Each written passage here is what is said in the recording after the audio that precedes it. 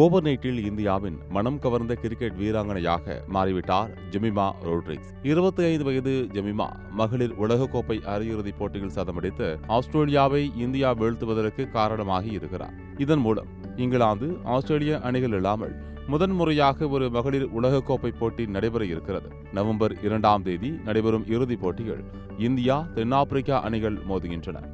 இந்த நிலையில் ஜெமிமா வாங்கும் சம்பளம் மற்றும் அவரின் சொத்து மதிப்பு குறித்த விவரங்கள் தற்போது தெரிய வந்துள்ளது. ஜெமிமா தற்போது பிசிசிஐ கான்ட்ராக்டின் பி பிரிவில் இடம்பெற்றிருக்கிறார். இதன்படி அவரின் ஆண்டு சம்பளம் 60 லட்சம் ரூபாய் ஆகும்.